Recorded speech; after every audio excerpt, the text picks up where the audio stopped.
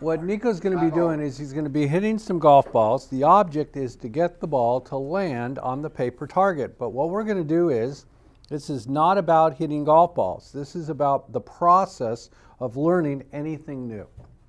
This is just a learning laboratory. This is just a demonstration. We're going to see the process that people go through that enables them to produce their best outcomes, but also the process we inadvertently engage in to get in the way of our best possible outcomes.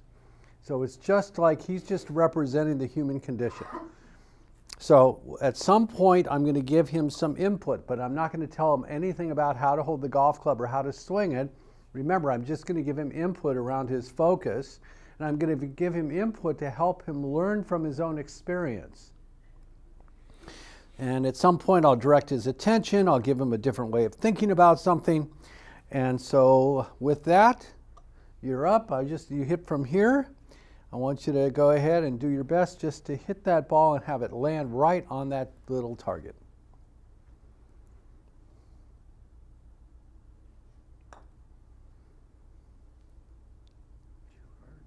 Yep. Go ahead. You get all those golf balls one at a time.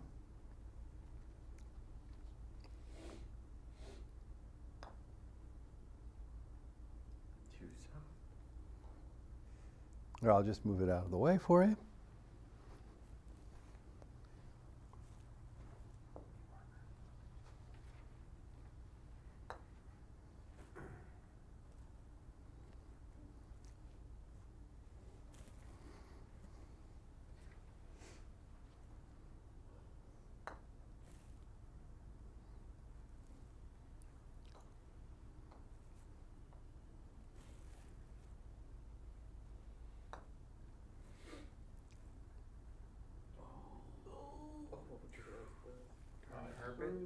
Pardon me? Darn carpet? Darn carpet. Yeah, let's blame the circumstance. Yeah. You wanted examples, right? Yeah, thanks. I appreciate it. What did you learn from that process? Which one was your best shot? I believe the last. Yeah, I would say so. I would agree. What enabled that to land right there? What did you bring that enabled that to occur? I felt my thoughts of the first shot, noticing, okay, swung too hard. Mm-hmm. Then the second shot was not hard enough. Okay. Then the remaining shots were, okay, let me try to bring that up. And then after that back and forth, the last one got to the motion of what felt right amount of force to get it to the piece of paper. So now you have a feeling of the right amount of force to get it there, right? Mm-hmm. Good. So just take a mental image of these balls, where they are. I'm going to have you then do another set. Let's see if you can get all of them dialed in right around that target. You stay here, I'll get the balls for you, okay?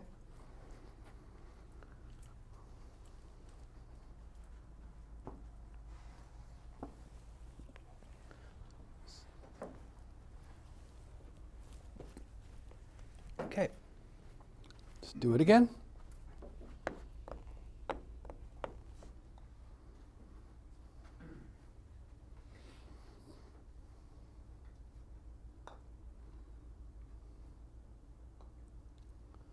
So now what happened? Hit it too hard. Well, I thought we had it dialed in. Nope.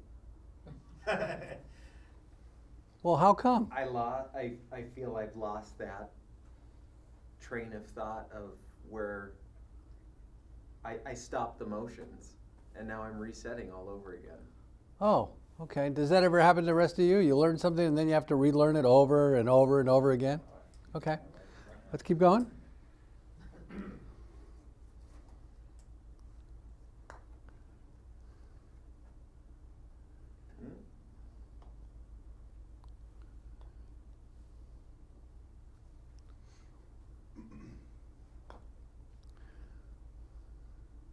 Okay.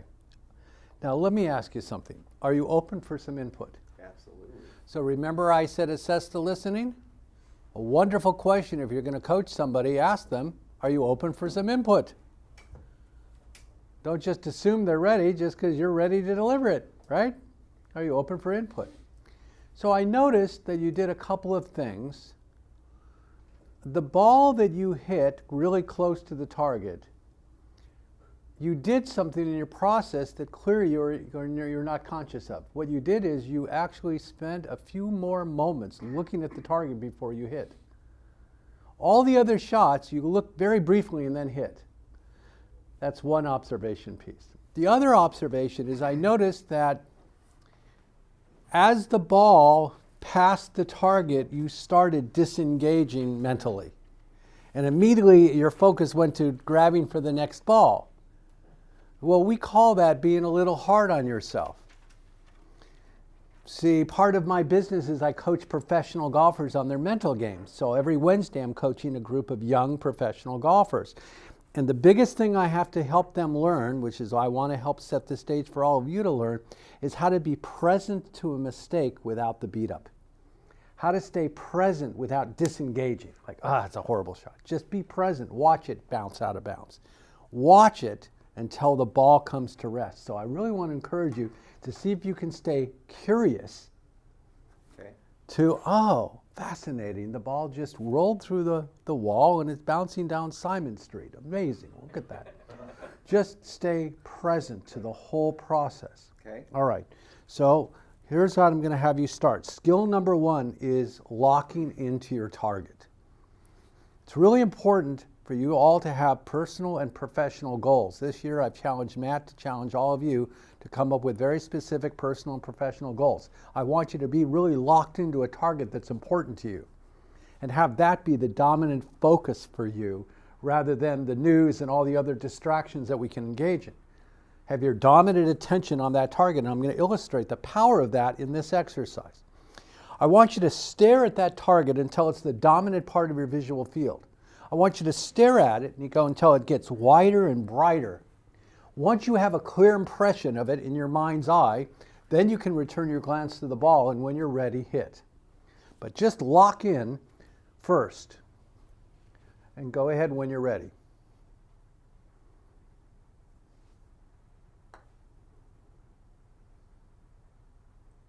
Wow. That's awesome. Boom. Okay, do you think that was an accident? No. Okay, so what can we learn from that process? Focus. Focus and follow through. And what I'm aiming for, make that the dominant part of my focus and thought. Present. Be present. Be present with the desired outcome. Then be present at the moment of execution. Then be present to the outcome, whatever it is, without the judgment, without the mental interference. What we've learned is peak performance is a function of potential minus mental interference. Whatever your consistent performance is a function of whatever your potential is minus the mental interference. If we can eliminate the mental interference, your performance will start approaching your potential. So what I did was, did I manage his behavior? What did I do? That's right. Did you see? I just directed his attention. First of all, I gave him feedback of what I observed. Did you notice that? Mm-hmm. I gave not criticism. I just shared it in a very non-judgmental way, right? So I could let him hear it. I just gave him the data points. Hey, I noticed that on the one that you hit really well, here's what you did that maybe you're not aware of. Because most of us, we can't trust self-reporting. We don't see ourselves. We might do something that really worked well, but we're not aware of the process that we did. So how can we possibly train somebody else if we're not aware of our own process? And then as his coach, I want him to learn from his own experience. If he did something that worked, let's build on it. But help him be aware of what that was. And then look at what didn't work with curiosity, so that we can then discover something. So that really coaching is about helping people discover something. Okay. And I mentally shut off any thought of you got to make it. Like, you got to look good, you got to make it. It was nothing but I saw it. Yeah, that's beautiful. Give him a hand. Well done.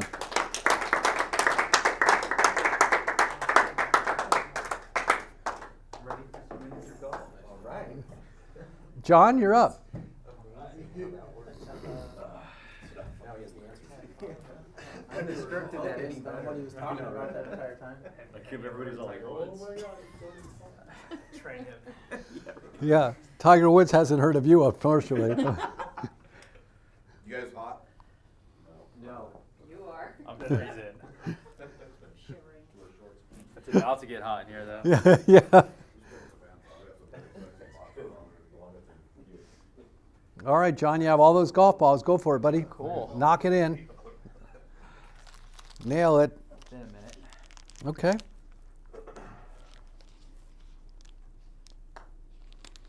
Oh no.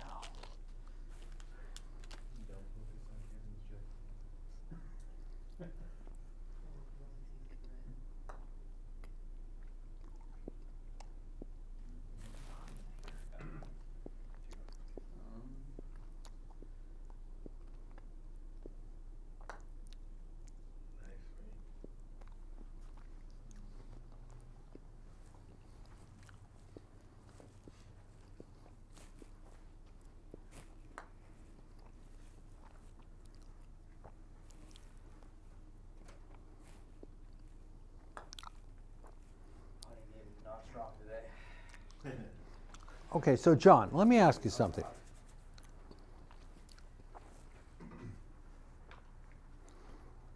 Are you aware of other people watching you as we're doing this? Yeah. Okay. So, what story are you making up in your head about what you think they may be thinking? Oh dang, I didn't get so good at this.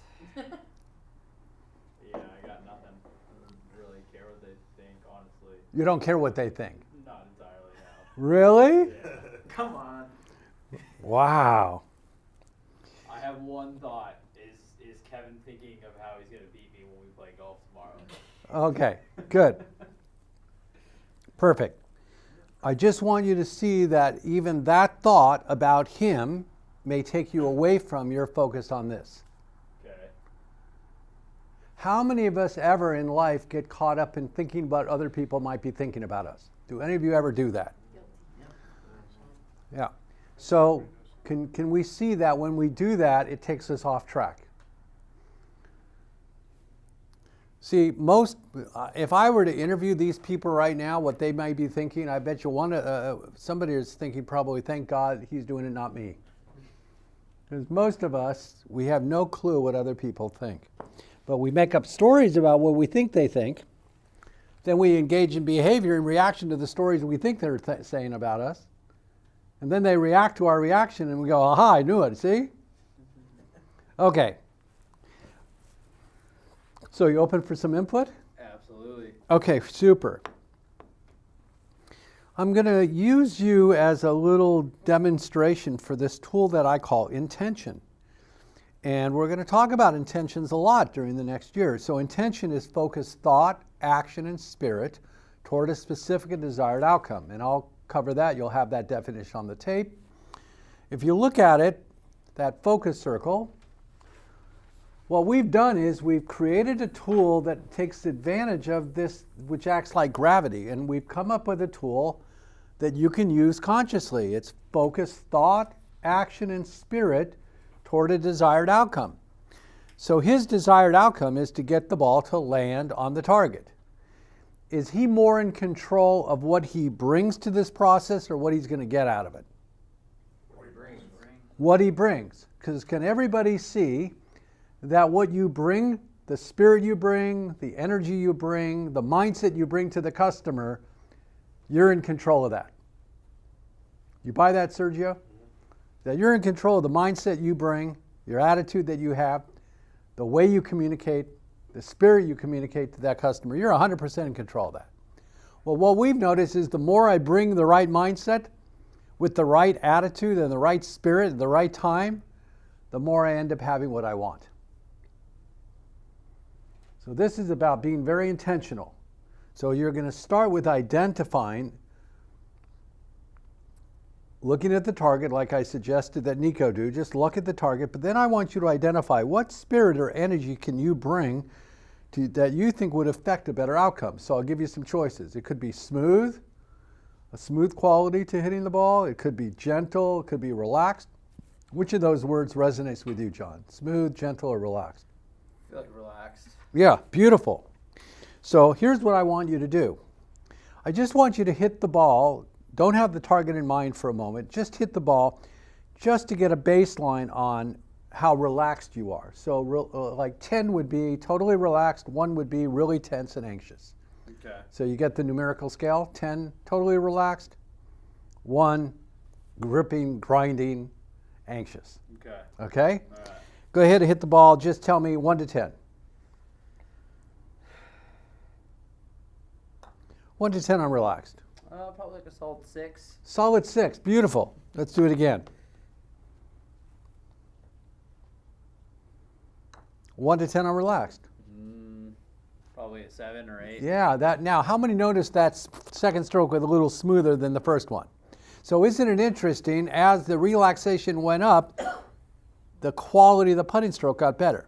It's fascinating. Okay, again. Relaxing still, right? Yep. Cool.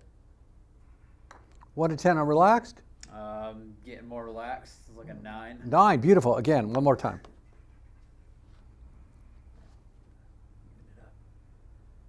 And 1 to 10 on relaxed. 10. Just chilling that hit. Where did the ball go? Right over the target. Sunk it. Could Well, sunk it. not really sunk it, but because the object is get the ball land right on it, but it went right over the middle of it. So what happened was, what did I do? I tricked him. What happens when you need the outcome? How many of you try to sell stuff?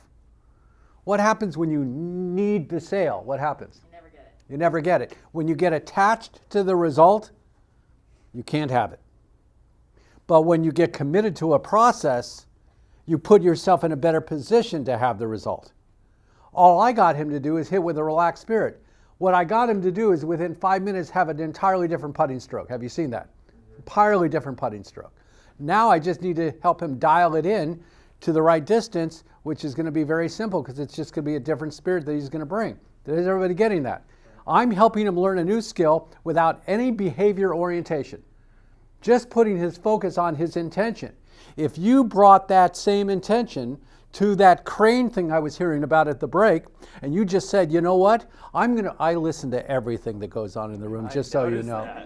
If you brought that intention to, I'm really looking forward to doing this crane, I've never done it before, but it's going to be really exciting, I'm going to be curious, I'm going to be present, and I'm going to be relaxed. If you brought that intention, bring it on, you'd be able to effectively do it. But if you bring, oh shit, the crane. I've never done it before. All of a sudden you start sweating. Now you're going to run your act up telling stupid jokes to people to cover your nervousness. And before we know it, it's like you make a mistake and you go, I knew it, I shouldn't have done the crane. Do you know me from somewhere? It's not my first rodeo, John. I know. Okay.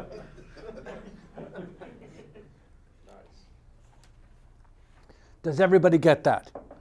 Well, I'm telling him this very same tool that enabled him to relax and teach him. He literally taught himself how to relax in this exercise just by giving himself non-judgmental feedback. 1, 3, 5. Not like, oh, this is stupid. Just 1, 3, 7, 8. The non-judgmental feedback accelerated his learning, his ability to learn how to help himself get relaxed and translate that inside the putting stroke. Now, are you open for more input so we can get more of a tighter dispersion ratio around the hole? Let's get her done. Okay, we will. So really you've got relaxed. I want you to layer one practice on top of that. You're going to still be relaxed. Now I want you to layer gentle on top of that. So it's going to be relaxed and gentle. Okay? What you're going to do, you're just going to you're going to look at the hole, and I want you to start looking at the hole with a quiet mind. Same thing with the crane. You're just going to stand there in front of the crane. You're going to look at it with a quiet mind. Not with all the mental chatter, the mental interference that going, oh God, this is going to be ridiculous. Oh my God, I'm going to lose my job. Oh my God. Not any of that. Just listen with a quiet mind. You're just going to look with a quiet mind. Huh. Okay. I want you to look at the target with a quiet mind. In fact, I want you to look at it in a relaxed state. Then when you're ready to hit, you're just going to focus on bringing a relaxed and gentle spirit. But I want you to assess a numerical value the moment you make contact, not based on where it goes. Okay? Go ahead. Got it. Go. Relax. You're going to start by looking at the target with a quiet mind. When you're ready, return your glance to the ball. Hit with relaxed and gentle. Now, how relaxed was that? I was probably back down to like a 6. Back 6, yeah. Okay, good. And how gentle was it? I was not very gentle at all. Just give me a number. okay. 1. Like a 4. As, 4. As like not Yeah. lowest being not gentle. Correct. Like a Yeah, 4. Okay, Yeah. good. All right. Again, just look at the target with a quiet mind. Return your glance to the ball, hit with a relaxed and gentle spirit. 1 to 10 on relaxed. Feeling like an 8 right there. 8, gentle. Like a 7. Yeah. Getting more gentle. Excellent. Do the same thing. Look at the target with a quiet mind.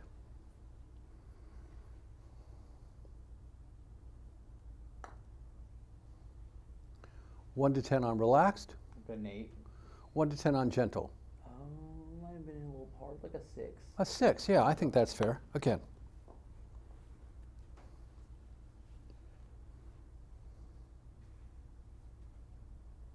One to 10 on relaxed. It was a 9. 9. 1 to 10 on gentle. It was like a 10 gentle. 10 gentle. Give it a Good. little Again. touch. Yeah. Good.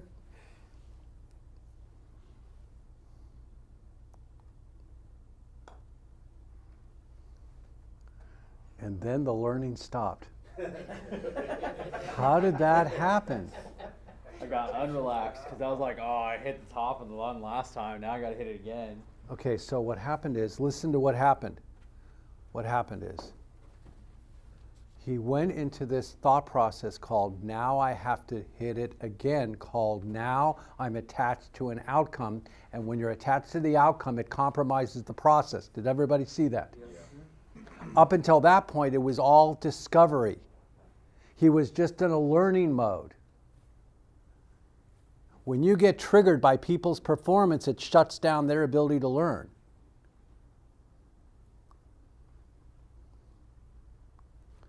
Are you getting this? I am. Okay, good. Let's do a couple of more.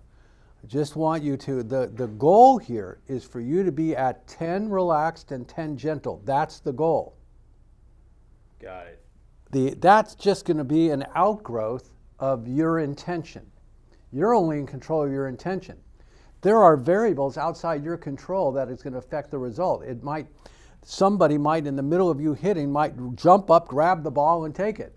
We're not in control of the variables. You're only in control of the intention. Okay? Okay, let's do it again. You're going to lock in with a quiet mind. I want you to bring a relaxed and gentle spirit to hitting.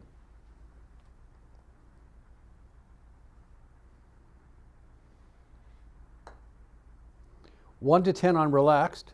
That was a 10 and 10 right there. No, it wasn't. What? No.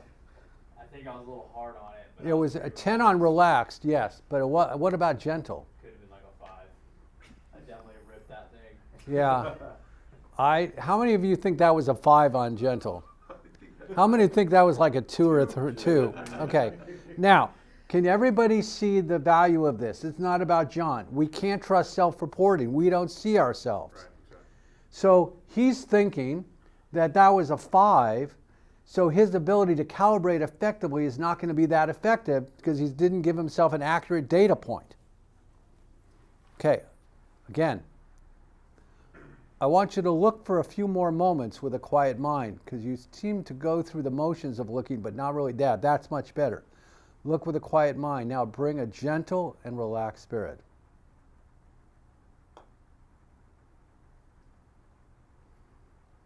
One to 10 on relaxed. Pretty relaxed. Yeah. Yeah, right up there. 1 to 10 on gentle. It's kind of like a 4. Like a 4. Yeah. Yeah. Never been the gentle golfer. You've never putted on fast greens then. I'm the worst putter you've ever seen on the planet. I can help you become one of the best putters if you're really open to learning how to putt with the right spirit.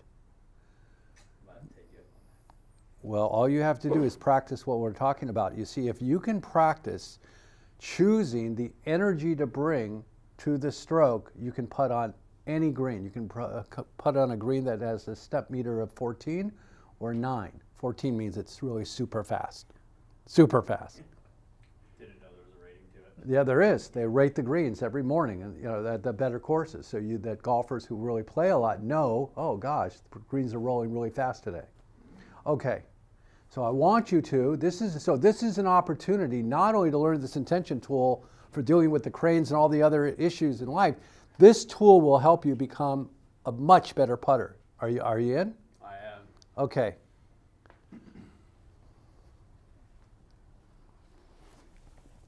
We know you know how to do relaxed. Now the whole focus is on, I want you to lock in with a quiet mind, like no thoughts. Like even that thought, no thoughts, is a thought. I mean, thoughtless. You're just looking. Then what you're going to do is the whole focus is gentle. Everything that you do is gentle. The way you walk is gentle. The way you walk into it is gentle. The way you hit it is gentle. Everything about it is gentle, and you're going to assess the number based on the experience. In fact, what I want you to do, we're going to do one more step. We're going to remove all the distractions so you can just experience gentleness as a feeling. All the short game, the putting and the chipping is all feel. Are you aware of that? Can't think your way through that one. It's all feel. Okay. So here's what you're going to do. Look with a quiet mind. Return your glance to the ball. Get ready to hit. You're going to even hold it gently. And I want you to just close your eyes and bring a gentle spirit. 1 to 10 on gentle. Just give me a number. Like a 5. 5. Beautiful. Again. Open your eyes briefly. Just look at the ball, not the target. Just look at the ball. You got the ball? Mm-hmm. Okay, get ready to hit. Close your eyes. Bring a gentle spirit.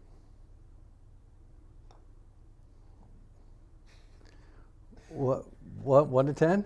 That's like a pretty 10 right there. Definitely didn't give it much of a touch. Okay, good. Again, 1 to 10. Just bring a gentle spirit. Now open your eyes. Bring a gentle spirit to hitting. 1 to 10 on gentle. An 8. Okay, good. Again, one more time. I want even more gentle. Still fluid, still a flow, but even more gentle.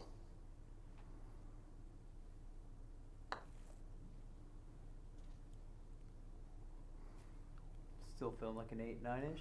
Yeah. Now I want you to just even, Sorry. yeah. Keep it on the gentle. Keep it on the gentle. Don't take it more further back than my toe. I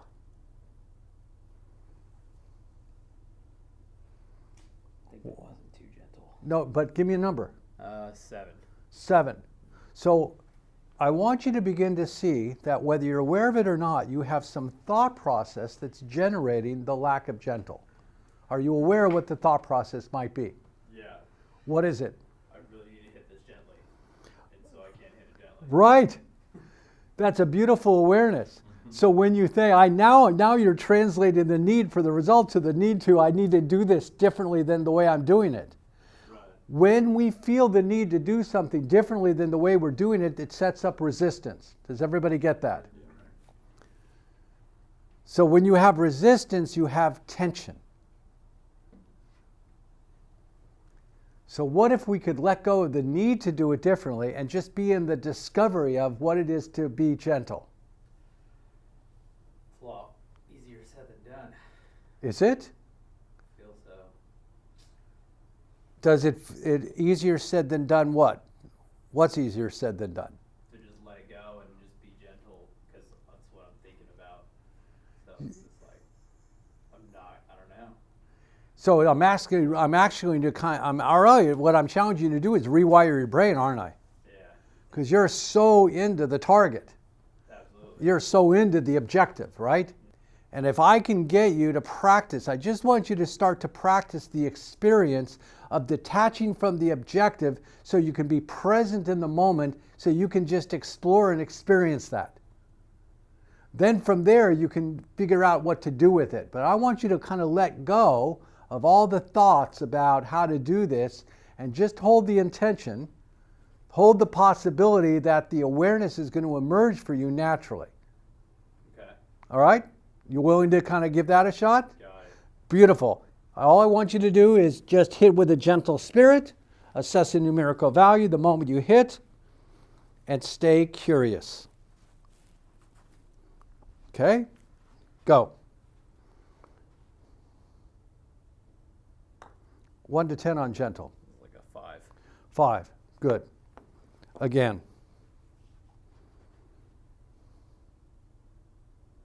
1 to 10 on gentle. Like a 7. 7. I want twice as gentle. Twice as gentle? Yeah. Okay, I got this. 1 to 10. Felt like that was a 7. 7. Yeah. And the ball rolled basically at about the same amount. Did it? Yeah. Again.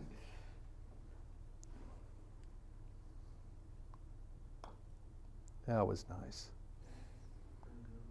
What was that experience like?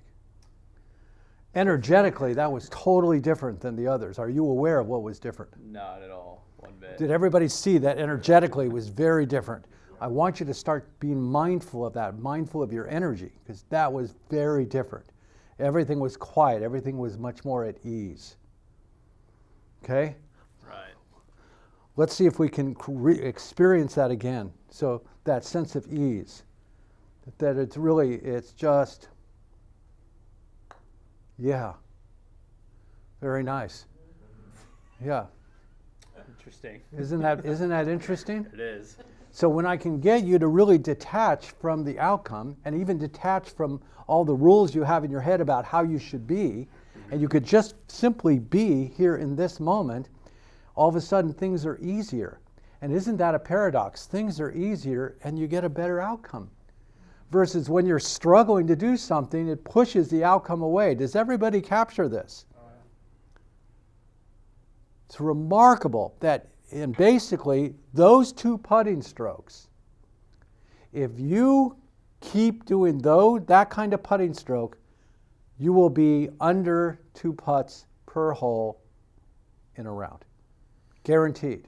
Because that is how long does it take people to learn a smooth putting stroke who have lessons with a golf pro? I'd say probably a year. A year. Can you see that I basically am teaching him how to putt in 20 minutes, not a year? And he's learning from his own experience. He's starting to get an outcome because the outcome doesn't lie. You may think it was gentle, but if it's 12 feet past the hole, it wasn't gentle, right? So you're starting to now calibrate differently. Okay. Well done, buddy. Thank you. You nailed it. Couldn't have done it without you. Pardon me? Couldn't have done it without you. Yeah, I think that's true.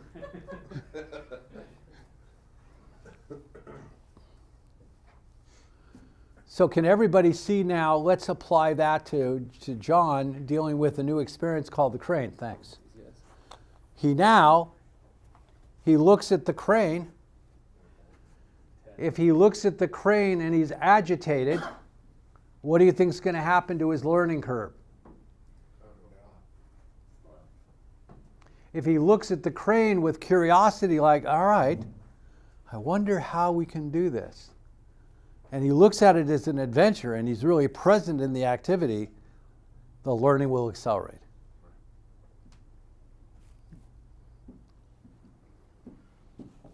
I have to renegotiate. I think this seminar is going to take 12 hours today, not 4. All right. Do any of you have any questions about what you just noticed? Yes. So would you say that they're equal challenges but very different from somebody who does not have much experience, and I know that, versus somebody who has experience? It's different mindsets that need to be tackled based on if it's something that's new to you versus something that you've had experience and exposure to before. Sure. Okay. No two people are exactly the same, so you have to take everybody where they're at and then help them move to the next level.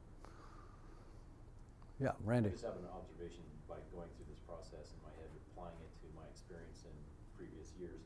I used to work for a big company where I did sales only, and I do 3 to 4 sales calls a day, and usually around the valley. But I recognized that when I sold my first call, got a sale, and the mission is to get a sale, you know, and then the next call I was a lot more relaxed, and then I would sell that one. And the next one I was even more relaxed, and not really that I didn't care to get the call, didn't get the sale, but I already have my quota, I'm comfortable, I'm happy, and I go in and then I get another sale. And it's like inevitably when you start that pattern of your thinking, that you get more relaxed and you actually do a better job. Just like playing on house money, same. True. Once you're off, it's easy. Yep. Hey, John. So how do you step back from that, like, you're asking me to gauge my shots, and I'm like, oh, that was like an 8. And it's like obvious to everybody else it's an 8. I honestly have no idea what it is, I'm just throwing out a number most of the time. But like, how do you like step back and learn to gauge your own, like what you're doing? Cause it's a lot easier to see somebody else and be like, and I don't know, it's easier to see what somebody else is doing and say like they could be like, yeah, that was 2. But like, you don't see that because you're doing it. I think and it's that's like, the whole key to everything he's been telling us. You have to take feedback from outside, because we can't evaluate. Content versus. so that's kind of like the only way, right? I mean, you need somebody on the Correct. outside to. So you can't be defensive, you have to take that feedback because Right. we need it to improve. This is Absolutely. perfect. So does that mean we I know. So can I know? So continue, Should I get out of the way continue of our this feedback slow with each finger? other. See, look, we all need coaching, right? Every peak performing athlete has a coach. Even these high-end professional golfers, they have swing coaches, they have mental game coaches, because we don't see ourselves.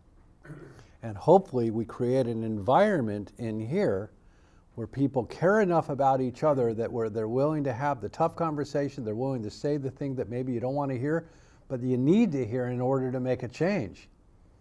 And if we can teach you how to deliver those communications and we can teach you how to receive those communications, the feedback will come a lot faster and the changes will come a lot faster. And like John said, I couldn't have done it without you. He's kind of joking around, but in truth, Definitely meant it. yeah, okay. But you see, the reason it worked is because John was open for input. That's the thing. If John was not open for input, us spending an extra 10 minutes would have been incredibly uncomfortable for him, and he would not have processed the new information in the way that he did. But one of the things I did is I created a context for John as I associated this exercise with something that's important to him called becoming a better putter when he plays golf. So I linked the exercise to something important to him. That's what you always want to do when you're coaching people. You want to find out what's really important to them, then link the input you're giving them to the thing that's important to them.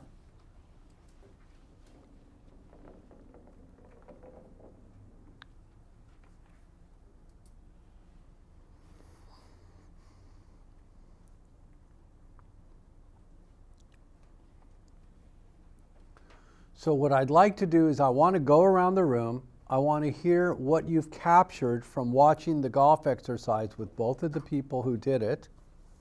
I just want to hear from each of you what you captured from this experience. Heather. With Nico, he was already relaxed, and I think he internalized the coaching you were giving him right away. And I think that's why it was a shorter amount of time for him to meet that outcome. With John, I noticed good, bad, or indifferent. Every time he hit the ball, he made a comment and took away his focus. When he first hit it, he was immediately judging himself and said, too hard, not hard. Little tiny under his breath comments. I don't know if the whole class could hear, but I could hear him right away. And then when you started coaching him and telling him just to relax, you could see like the breath and really like coming down, and that's when even the direction with the actual target was more aligned too. So you could see the change as soon as you directed his focus. what I'm interested in knowing is, instead of telling me about them, telling me about what did you capture from this exercise that you can take with you, that you can extrapolate, that you can apply somewhere else. I'm in sales, so number one is detach from the actual outcome, as opposed to focusing on the sale, focusing on what intention I can bring, what spirit I can bring, so that the desired results are just because of my spirit and not because of my focus. Beautiful, beautiful. Sergio, what did you capture from today's demonstration that you could bring to what you do? Being able to be gentle and relax when approaching the customer, and letting them know what is going on with his systems, or because if I go already flustered from being flustered, trying to figure it out, then he's gonna feed on that and just be like, and not give me the time to listen, maybe. Okay.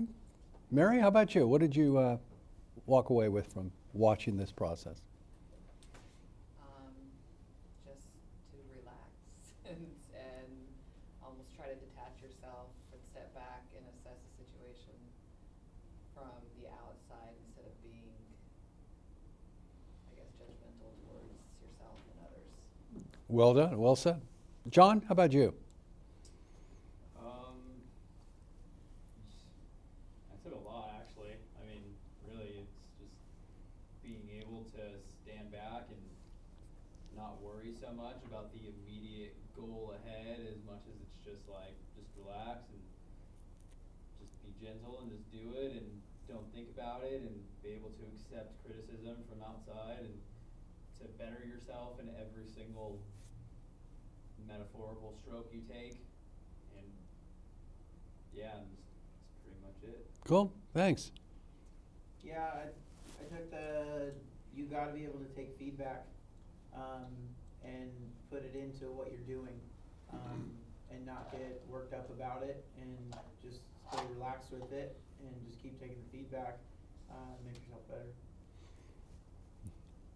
Definitely taking the feedback, but also not focusing driving on the results that I'm wanting, but focusing on the target or their needs, what they're wanting to go, the customer.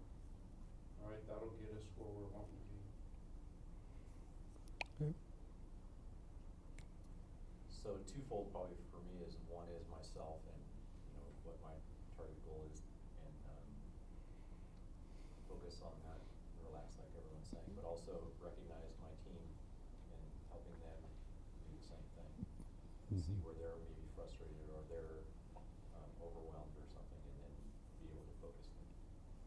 Mm-hmm. This exercise has permanently instilled in my mind, do not trust self-evaluation. Mhm. So with that, going forward, there will be, in my mind, a lot less I and a lot more leaning towards the team and those around me who I know I can trust. Very good. Matt? Yeah, for me,